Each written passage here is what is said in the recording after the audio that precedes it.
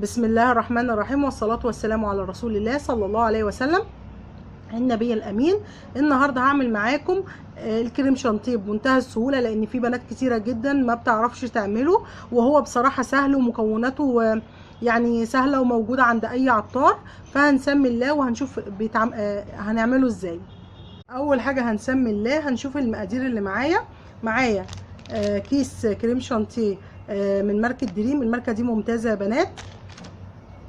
تاني حاجة معايا 8 كيلو كريمة خام، دي بتتجاب من عند العطار. كريمة خام دي ما فيهاش اي سكر، انت اللي بتزوديها السكر.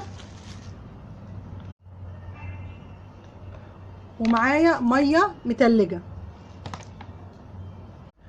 ضفت المكونات كلها، السكر والكريم شانتيه الخام والكريم شانتيه الدريم. ضفت الثلاث مكونات دول، وهنزل بالميه المتلجه كوبايه لغايه، وابدا اضرب لغايه لما اوصل للقوام اللي انا عايزاه. عايزه اوريكي شكلها بعد ما خلاص كده. بصي ما شاء الله لا قوه الا بالله العلي العظيم. بالنسبه للسكر انا حطيت كوبايه سكر صغيره من بتاعه الشاي. انتي براحتك، عايزه تحطي اكتر من كده، عايزه تحطي اقل من كده، التحليه ديت بتاعتك انتي. بالنسبه للميه اللي انا زودتها، كنت بزود بكوبايه الشاي ميه متلجه واضرب لغايه لما وصلت للقوام دوت. القوام دوت اخد مني 3 كوبايات شاي ميه متلجه.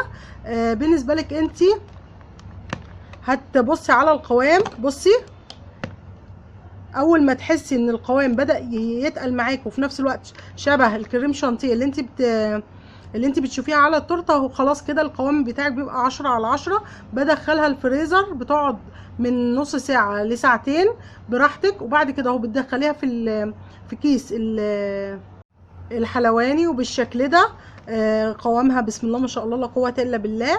هندخلها الفريزر، هنقعدها من نص ساعه لساعه ونص او لساعتين، على حسب ما تحسي ان هي هتشتغل معاكي في كيس الحلواني. وهتبداي تزيني التورتايه بتاعتك بالطريقه اللي انت عايزاها. ما تنسيش تعملي لايك وسبسكرايب للقناه. والسلام عليكم ورحمه الله وبركاته. استودعكم الله الذي لا تضيع ودائعه.